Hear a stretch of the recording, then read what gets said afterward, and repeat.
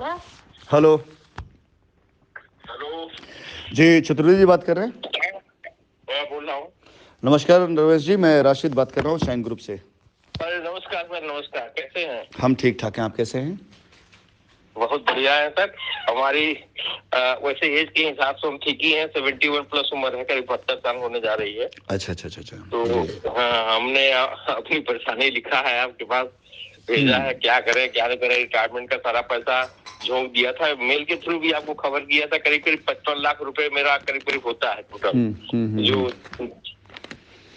Check की maturity value है, check PIP वाले हैं। और ये जमीन में 3 प्लाट है, जिसमें एक प्लाट का तो लिखा हुआ है हमारे चेक से पेमेंट है, जो कि रमेश रोशन कराए थे। ये प्रभात जायसवाल वाला वारंट के थ्रू है, लॉयल्टी कूपन के थ्रू। वैलेट थ्रू है जी हाँ। तो ये 5 लाख की चेक जो है वो आपने मतलब उनको प्रभात को दी है? हाँ जी, प्रभात को दिया था। प्रभात ले गए थे हमसे, कुछ कम पैसा लिए थे। 8.5 लाख या कितना, 8,51,000 का चेक हमसे लिया था। बोले आपको छोड़ रहे हैं अंकल जी, तो इतना मतलब आपको डिस्काउंट है, आप हमको चेक दीजिए। जो बाकी हिस्ट्री तो लिखी दिया है हमने उसमें, कैसे कैसे करके। तो अब ऐसा ही हो चुका है, तो वो अब जवाब भी नहीं देता है। पहले तो पूरी गारंटी दिया था, हम उसके लिए रिस्पॉन्सिबल है, हम करेंगे, सब कुछ करेंगे हमारा। आप निश्चिंत रहिए। देखिए, पहली चीज तो मैं आपसे 2-3 सवाल करूंगा, खाली आप मुझे उसका जवाब दीजिएगा ताकि मैं आपके केस को समझ सकूं। अच्छा जी। यहाँ पे हम आपका हल कैसे निकाल सकते हैं, हमें इसका रास्ता तलाशना है। किसी के बारे में उसने पीछे जो भी किया हो, अपराध है क्या है, वो हम लोग बाद में डिसाइड कर लेंगे। पहले हम आपका पैसा कैसे सिक्योर हो सकता है पहले मैं जान लूं। ये जो 8.5 लाख रुपए की चेक आपने प्रभात को दी, ये चेक किसके नाम पे, कंपनी के नाम पे थी या प्रभात के नाम पे थी? नहीं, ये चेक हमसे उन्होंने कहा कि रहने दीजिए, हम वहाँ पूछ करके भर लेंगे, उसमें गलती हो जाएगा। तो बाकी अमाउंट और साइन कर आप सिग्नेचर करके दे दीजिए। तो ये चेक उन्होंने जब क्लियर कराई थी तो आपने जाना या देखा कि किस अकाउंट में चेक क्लियर हुई है? कुछ जानने की कोशिश की आपने? ये सर स्टेटमेंट तो अभी हम नहीं ले पाए हैं बैंक से। वो असल में क्या है, हम 2-3 बैंकों का चेक दिए थे उनको, हमको इसीलिए प्रॉब्लम हो रहा है थोड़ा सा। नहीं, ये ट्रेस करना पड़ेगा, आवश्यक भी है। जी। क्योंकि मुझे जहां तक इस पूरे केस में लगता है, मैंने आपकी जो रसीद पढ़ी है, फिर जो आपने बताया कि उन्होंने जो है ये आपसे ये कहा कि उन्होंने एफआईआर कर दिया है, तो मैं आप लोगों को बताऊं, क्योंकि हमारे कस्टमर्स के साथ में एक बड़ा दुर्भाग्य इस बात का है कि हमारे कस्टमर कानूनी जानकार नहीं होते हैं, और ये सारे लोग अपने आप को बचाने के लिए इमीडिएट पहले किसी वकीलों पास चले गए और उन्होंने उनको कानूनी रास्ता बताया, ये सोचकर कंपनी लौटेगी नहीं। एक्चुअली प्रभात ने जो एफआईआर करी है वो एफआईआर करी है क्रॉस एफआईआर, यानी एफआईआर से बचने के लिए, कि जब किसी को ये लगेगा, यानी आप जैसे कई कस्टमर होंगे उनके पास, जब वो प्रेशर बनाएंगे या एफआईआर के लिए जाएंगे, तो अगर वो पहले से एफआईआर करके बैठे होंगे उसी कंपनी के विरोध में, ये दिखा करके देखिए मैंने भी पैसा दिया, मेरा पैसा डूबा, तो वो इन्वेस्टर बन जाएंगे जी। फिर उनके ऊपर एफआईआर नहीं हो पाएगी उनके ऊपर। और क्योंकि इसके अंदर टेक्निकल क्या था, टेक्निकल ये था कि सब ने कंपनी पे एफआईआर करना था, शाइन पे एफआईआर करना था। तो अगर मान लीजिए शाइन पे एफआईआर कर प्रभात ने पहले कर दिया, तो आपको भी ये दिखा देंगे भाई देखो मैंने एफआईआर करी है, आप भी जाइए एफआईआर कर दीजिए। यही शायद उन्होंने आपसे कहा होगा। ये हाँ, वो बोले कि ठीक है सर, एक मैसेज दिया था हल्का सा उसमें कि चाहे तो जो मर्जी हो सो करे, ऐसे करके। हाँ, तो वही है, जब कोई एसोसिएट अपने आप को कस्टमर बनाकर एफआईआर कर लेता है जी, तो सेम प्रकरण में तो उसके ऊपर दूसरी एफआईआर अगर होती तो क्रॉस एफआईआर कहलाई जाती, यानी वो कोर्ट में दिखा सकता है कि हम भी पीड़ित हैं, देखिए हमने भी एफआईआर करी हुई है। उन्होंने अपने लिए रास्ता निकाला, आपके पैसे का रास्ता नहीं निकाला, उन्होंने अपने रास्ता निकाला।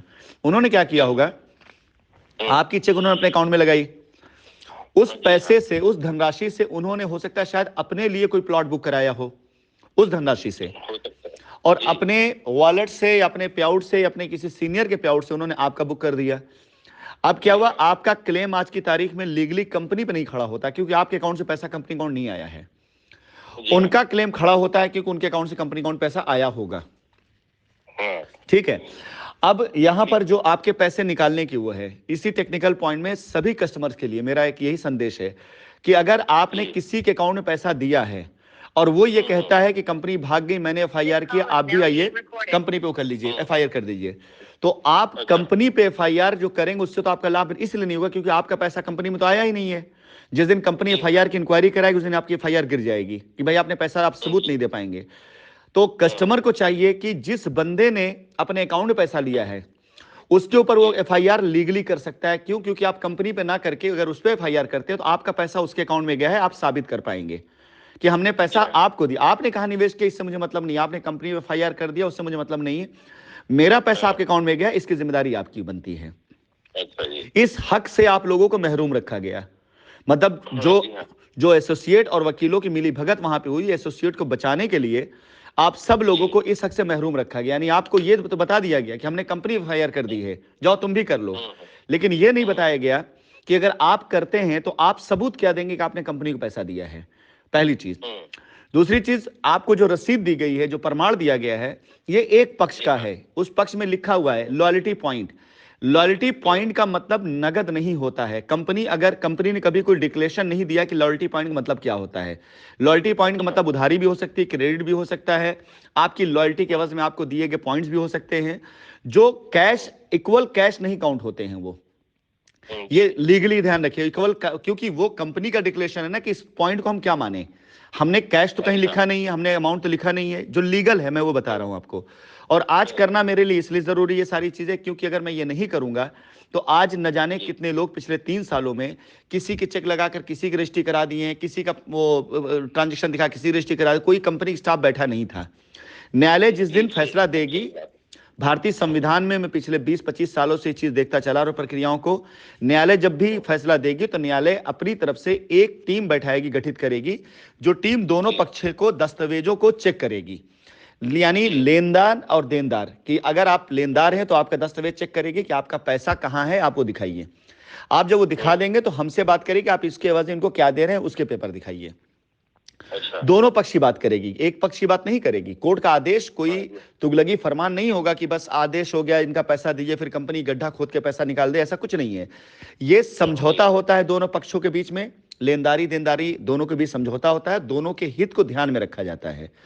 आज मैं इसलिए आप लोगों के साथ मेहनत कर रहा हूं कि अगर आप लोगों का पैसा आपको सुरक्षित करना है तो जब ये मुकदमा चल रहा है, इसी बीच में आपका क्लेम अगर खड़ा हो जाता है तो हमारी कोशिश होगी कस्टमर की तरफ से जितने भी इस तरह से कंप्लेन एफआईआर किए जाएं, हम उन्हें न्यायालय के समक्ष रख दें कि आप देखिए ये पैसा लिया किसी और ने, और इनको भी कहा गया कि आप जाइए कंपनी पे जो करना हो कर लीजिए, एक्शन ले लीजिए, इनका पैसा कैसे मिलेगा।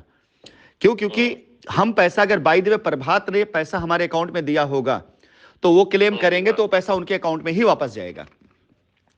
अब उसके बाद प्रभात आपको पैसा देते हैं या नहीं देते हैं उनकी मर्जी पर है, वहां आपका हमसे कोई वो नहीं रहेगा। लेकिन हम सिर्फ इसलिए आपसे बात करें क्योंकि आपने कंपनी पे बिलीव करके पैसा दिया था प्रभात को, हमारे कस्टमर हैं, हम पर यह आरोप ना लगे कि हमने आपके लिए कुछ किया नहीं। मर्जी आपकी है, फैसला आपका है। अगर आपको अपने पैसे की सुरक्षा चाहिए तो हर उस कस्टमर के लिए जिसने पैसा किसी और को दिया है, चाहे नगद के तौर पर चाहे अकाउंट पे उसके तौर पे, जिसके रसीद में लॉयल्टी पॉइंट लिखा हो या कुछ ऐसा, मतलब आपके पैसे का ट्रांजैक्शन अगर नहीं लिखा है तो आप ये समझ लीजिए कि वो रसीद आपके लिए वो डिस्प्यूटेड रसीद है। मतलब उसके ऊपर कंपनी अगर ये क्लेम डालती है कि ये भाई आप साबित करना पैसा आपने हमें कैसे दिया। What's the loyalty point? Loyalty point मतलब ये है कि हम तो आज भी कह रहे हैं कि लॉयल्टी मतलब कि आप हमारी कंपनी में कार्यकर्ता थे, हमने उधारी के तौर आपकी लॉयल्टी देखते आपको उधार दिया इतना, आप आइए उधारी चुकाइए, ले जाइए अपना। तो अच्छा सर, ये दो चेक पीसीबी के भी मिले हुए थे इसके अगेंस्ट में, वो एक अलग वो बेटर आएगा कि कंपनी ने चेक इशू जो किया है आपको किस चीज के लिए इशू किया है, किस पे इशू किया है। देखिए, कारोबार में अगर कोई कारोबार चल रहा है तो उस कारोबार के लाभ और हानि वैसे ही काउंट होती हैं। लेकिन अगर बाय द वे कोई कारोबार बंद ही हो गया है, अगर आप कोई चेक इशू किया गया है तो किसी एवज इशू किया गया होगा, किसी लाभ के एवज में किया गया होगा, कंपनी कोई कारोबार करती। अब अगर 3 सालों 3.5 सालों से हमारी सारी चीज डैमेज कर दिया गया है, हमें पिछले 3 साल 3.5 सालों में पीछे 5 साल पीछे कर दिया गया है, तो हम भी तो अपने लॉस को भी शो करेंगे ना उसके अंदर।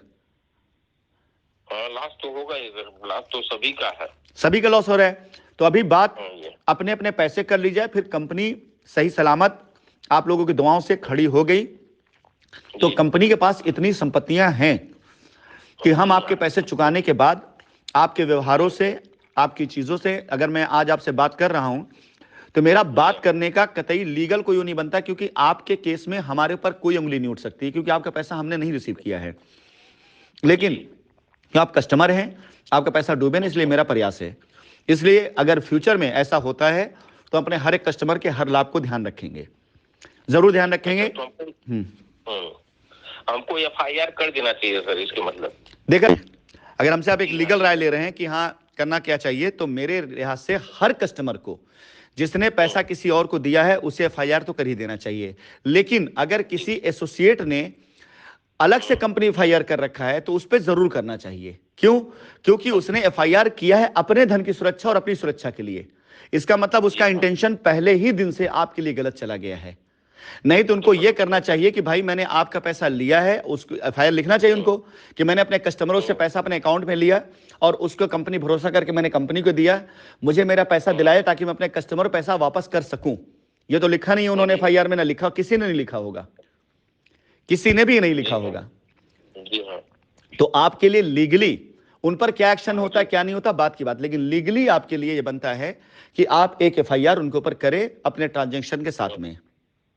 जी ठीक है सर। और PIP के केसेस में चेक पड़े हुए थे जो बाउंस हो गए थे 2019 स्टार्टिंग जनवरी में, 4-5 जनवरी से हमारे चेक मैच्योरिटी शुरू हुए थे, जिसको हमने बैंक में जमा भी किया था। तो वो बैंक वालों ने कई चेक वापस कर दिए। कुल वैल्यू 34,86,000 की आती है उनकी। देखिए, हमने आपसे अभी थोड़ी पहले कहा ना कि ये जो आपके चेक PIP वगैरह ये एक अलग मैटर है, ये कंपनी और हमारे आपके बीच का मैटर है। जिस दिन कंपनी के अकाउंट खुलेंगे, कंपनी का ऑपरेशन खुलेगा, हर उस कस्टमर के साथ में हम व्यक्तिगत तौर से बैठेंगे, मिलेंगे, हर उसके लाभ को देखा जाएगा। लेकिन पहले सबकी मूल की अदायगी के बाद, पहले आपका मूल अदायगी हो जाता है। देखिए, किसी आप मान लीजिए कि मैं किसी और को फायदा देने का वादा करूं और आपका मूल आपको ना मिल पाए, तो क्या ये नैतिकता के तौर पे सही होगा? ये लीगली भी सही नहीं। तो पहले हम अपनी लीगल लायबिलिटी खत्म करेंगे, उसके बाद जो बचेगा हमारे पास, हम अपने हर उस व्यक्ति के साथ में खड़े रहेंगे जो कंपनी के साथ खड़ा है। उसके लिए हम उसके हर प्रॉफिट के साथ, हर उसके साथ हम सहभागी होंगे कि हाँ अगर उसका है कुछ तो हम उसको कैसे करेंगे, हमारे उसके ऊपर है। हम अभी कोई ऐसा वादा आपसे नहीं करेंगे कि हम ये कर दें, क्योंकि वो झूठा होगा। सही बात यह है कि मेरा इरादा है करने का और मैं करूंगा। अभी से मैं कोई आपको आश्वासन ऐसा नहीं देना चाहूंगा जिसके एवज में भविष्य में अगर कहीं 19-20 का फर्क आए तो ये हो कि आपने सर कुछ और कहा था। हां, ये जरूर गारंटी मैं दे रहा हूं कि हर व्यक्ति जो कंपनी के साथ आज खड़ा है, जो भरोसा कर रहा है, उसका कोई भी लाभ मैं मरने नहीं दूंगा, ये मेरी गारंटी है। आज की तारीख में हो सकता है बैंक अकाउंट ओपन होते ही हो सकता है कि हमारे साथ में जो भी चीजें हैं चल रही हैं, हो सकता है कि अगर हमें चुकाना पड़ जाए पैसा उसका मार्केट का, तो हो सकता है कि बैंक के अंदर का पैसा वो खत्म हो जाए। ठीक है जी, हाँ। नई सेल हो सकता है बाद में आए, तो हम अगर अभी आज कह दें तो आज हम तो कर नहीं पाएंगे ना। हो सकता है उसके बाद हमारे जमीनें पड़ी हो, मकान पड़े हो, फ्लैट्स पड़े हो, कमर्शियल प्रॉपर्टी पड़ी हो, तो हम उस समय ऑफर कर सकते हैं भाई आप पास 10 लाख 20 लाख 30 लाख की ये है चेक है, बदले में हमसे फला माल ले लीजिए, या हमें इतना वक्त दे दीजिए कि हम इस माल को बेच करके आपको इसका फायदा दे दें, या ये माल अब हमसे एग्रीमेंट कर लिया, हम इसको बेच करके आधा पैसा आपको आधा पैसा खुद। ये बहुत सी चीजें हैं, रास्ते निकाले जा सकते हैं भविष्य में फायदे वालों के लिए। हाँ तो है ही है। और मैं तो पहले भी आपके यहाँ मेल के थ्रू इच्छा व्यक्त कर चुका था कि मुझे यदि गाजियाबाद इत्यादि में, क्योंकि मेरे लड़के गाजियाबाद में रहते हैं, तो वहाँ भी फ्लैट वेट मिल जाता है गाजियाबाद नोएडा में, तो भी मुझे एक्सेप्ट है। तो देख लें सर, जो भी हो सकता है बेटर। चलिए, अब मैं आपसे 2-3 चीज जानना चाहूंगा। आप यदि FIR पे जाना चाहेंगे तो अगर हमारी तरफ से कोई हेल्प चाहेंगे तो हम आपसे कनेक्शन में रहेंगे। खुद करना चाहेंगे तो खुद करके FIR कॉपी हमें दे देंगे, तो भी हम आपके साथ उसे रहेंगे। बस आपके FIR का मूल्य जो है तब बढ़ जाएगा जब आपके FIR के आधार पर न्यायालय के समक्ष ये बात रखी जाए कि पैसा लिया किसी और ने और हमको अब तक बरगलाया गया कि कंपनी पैसा देगी, जबकि पैसा किसी और के पास में है। लीगली बनता ही नहीं। जब आपकी जानकारी में आया कि पैसा उनके पास है, तो मतलब न्यायालय में अगर खड़ा हो जाएगा ना ये, तो प्रभात कुमार को तलब कर लिया जाएगा, प्रभात जो भी है उन्हें तलब कर लिया जाएगा कि इनके पैसे का आप जो है वो दीजिए, ब्यौरा दीजिए। अगर न्यायालय में हलफनामा दे देते हैं तो आपका ये मान चलिए कि जो भी जजमेंट आएगा उसमें आपका भी FIR क्लब रहेगी, जजमेंट में वो भी रहेगा। और अगर अभी नहीं हमारा FIR सर आप करा सकते हैं? हाँ, क्यों नहीं करा सकते, बिल्कुल करा सकते हैं। हाँ, तो करवा दें सर इसको, जो भी जैसे भी कहें करवा दें। मैं आपसे कनेक्ट होता हूँ थोड़ी देर बाद और बताता हूँ किसके साथ। अच्छा, और दूसरा चीज, रमेश रोशन 3,57,500 रुपए वो एसबीसी के लिए लिया था, जिसमें 2,57,500 तो कैश इत्यादि के रूप में था और 1 लाख का चेक मुझसे लिया था। किसने? तो उसका कुछ मेरे पास, रमेश रोशन आप जानते होंगे, रेणुकूट वाले ना? हाँ रेणुकूट से ही मैं बोल रहा हूँ। मैं समझ गया, आप उनसे बात करें। जहां तक मैं समझता हूँ रमेश रोशन आपको आपके रास्ता दे देंगे, जहां तक मैं समझता हूँ आपको। रमेश रोशन अभी मेरे पास आए थे सर मंडे को, तो बोले कि आप चिंता न करें, वो खुलने दीजिए, कंपनी आ रही है और सब ठीक हो जाएगा, बस यही जवाब। नहीं, मैं जानता हूँ, व्यक्तिगत तौर जानता हूँ, मेरे साथ नेपाल में थे वो, मैं जानता हूँ व्यक्तिगत तौर से भी। हाँ, मुझे पूरा विश्वास है कि अगर आप उनसे बात करेंगे तो आपको रास्ता जरूर देंगे। ठीक है, देखिए, जो एसोसिएट आपसे मिल रहा हो, आपसे सीधी बात कर रहा हो, आपके संपर्क में है, उसकी नियत में खोट नहीं है, उसके साथ मैं खड़ा हूं और आप भी खड़े रहें। जी, वो आए थे मेरे पास सर, तो पूरा बैठे हुए थे 1 घंटे करीब। बोले अंकल जी हम बहुत दुखी हैं, हम ऐसा हो गया लेकिन अब क्या करेंगे, लेकिन ये है कि अच्छा हो जाएगा, आप चिंता न करें। बस यही बात बोले कि आप FIR न करें। हम तो यही बोले कि आपको FIR करने की जरूरत नहीं है, जब भी खुलेगा तो हमने वहां जमा किया है, वो सब दिखाई पड़ जाएगा, ऐसा करके बोले। देखिए, हमारे जो ऐसे एसोसिएट होंगे ना, जो कस्टमर सहयोग में हैं, वो ना भी दिखाए ना, तो भी उनको, उनके लिए मैं खड़ा हूं, उनके सरपंच तौर पे मैं खड़ा हूं। फिर वो समझना मेरी जिम्मेदारी है। मेरा आदमी अगर मुझसे आकर ये कह देगा कि हाँ ये चीज हमसे भूलवश हो गई, अनजाने में हो गई या जानबूझ के हो गई, तो मैंने इन लोगों को हाथ पकड़ के काम सिखाया है, बच्चों की तरह से पाला है, बच्चों तरह रखा है, समझ गए? जी जी। तो आप यकीन जानिए, फिर जरूरत नहीं पड़ेगी। अगर रमेश से बात होती तो पूछिएगा कि नेपाल में जितना दिन हमने बिताया था, मैं खाना नहीं खाता था, अपने हाथों से इन लोगों को खाना खिलाता था मैं। ठीक है जी सर, नेपाल भी गए थे आपके पास, दुबई भी रमेश रोशन। हाँ, मालूम। चलिए, मैं अभी उनका गुणगान नहीं गाने के बोलने की, एक बात आपसे कह रहा हूं, क्योंकि इस बात को आगे भी लोगों तक मैं भेजूंगा। ठीक है, तो ये ध्यान रखिएगा, ऐसा हर एक व्यक्ति किसी भी कस्टमर के साथ में अगर खड़ा है, वो ईमानदारी के साथ में, बेईमानी से नहीं, और मेरे संपर्क में रहते हुए खड़ा है, तो ठीक है, किसी भी तौर, मुझे हर एक व्यक्ति की एक्टिविटी पता है। तो अगर उसने आपसे पैसा ले करके अगर वो हिसाब ना भी दे पाए ना आपको, तो मैं उसके साथ खड़ा हूं। ठीक है सर, ठीक है, वो लाइबिलिटी कंपनी की मिलाओ, मेरी लाइबिलिटी होगी, आप निश्चिंत रहें। रमेश अगर आपसे मिल रहे हैं, आपसे संपर्क में हैं, आपसे ऐसी बातें कह रहे हैं, तो ये समझिएगा रमेश नहीं बल्कि मैं कह रहा हूं, वो मेरी वर्ड्स हैं, वो मैं निभाऊंगा। अगर जब तक वो ईमानदार है, मैं उनके साथ ईमानदार हूं। ठीक है जी सर, वो तो हमेशा से मिल रहे हैं, बस प्रभात जायसवाल वाला मामला गड़बड़ है सर। तो आप तैयारी करिए FIR की, आप मुझे वो दीजिए, डिटेल दीजिए, मैं अपना वकील देता हूं, आपका FIR करा करके वहां से रेणुकूट से मैं इसको जो है, मेरा उद्देश्य किसी के खिलाफ एक्शन से पहले लीगली आपको मजबूत कराना है। हर कस्टमर लीगली, बगैर लीगल मजबूत हुए आप अपना क्लेम नहीं कर पाएंगे। तो क्या क्या देना पड़ेगा डॉक्यूमेंट सर हमको मैं इसके लिए? आप उस बैंक के स्टेटमेंट निकालिए जिस अकाउंट से पैसा गया है प्रभात के अकाउंट में। ठीक है। वो चेक जो आपने दी थी, वो चेक किस अकाउंट में लगी, वो चेक नंबर चाहिए मुझे। ठीक है, अच्छा, वो सब दे दीजिए मुझे आप, मैं उसको करके जो है आपको, मैं वकील भेज दूंगा, वकील ड्राफ्टिंग करा देंगे।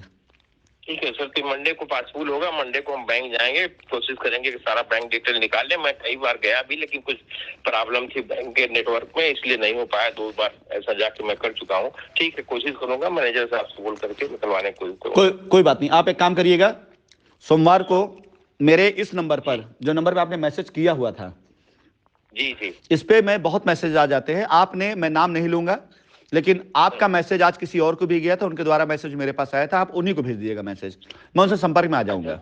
ठीक है, सती बालाजी को दिया था मैंने। चलिए ठीक, आप भेजिए, मैं ले लूंगा। ठीक है, अब रही बात आपसे एक परमिशन मुझे चाहिए। हमारी आपके बातचीत के दरमियान में बहुत सी ऐसी बातें जो बहुत से कस्टमर के काम आ सकती है। आपकी आज्ञा होगी तो हम अपनी आपकी बात की अंशों को हम ग्रुप पे डालेंगे, अगर आपकी आज्ञा नहीं तो नहीं डालेंगे। 100% डाल सकते हैं। चलिए ठीक, कोई बात नहीं, चलिए। और आपसे संपर्क करके बड़ी खुशी हुई, मुझे बहुत तसल्ली मिला। और इस तरीके से यदि हो कोई भी कंपनी का मालिक इस तरीके से करे तो बहुत अच्छा है हम लोगों के लिए। और थोड़ा सा ब्लैक में हो गया सर, वो हम उनको क्वेश्चन भी रेज किए थे कि भाई ऐसा अकाउंट पे ही सिस्टम RBI का है कि हम जो चेक देते हैं वो चेक हम माने हमारे पर्टिकुलर आपके लिए ही यूज होना चाहिए, दूसरे के लिए नहीं। लेकिन वो सब मिसगाइड करके सब ऐसा कर दिए। बोले नहीं नहीं अंकल आप चिंता मत करिए, 3 बार आता था मेरे पास वो जमीन वाले मामले में, और इस तरीके से करके क्या बताएं सब गड़बड़ हो गया। देखिए, तो यही है सर, जिस नींव की ईंट टेढ़ी हो जाती है उसकी पूरी दीवार टेढ़ी जाती है। अगर कोई भी व्यक्ति आप लोगों से कोई भी ऐसी बात कह रहा है जो असंभव है, कंपनी सिस्टम से अलग हटके, ये मान चलिए वहां उसका लाभ है।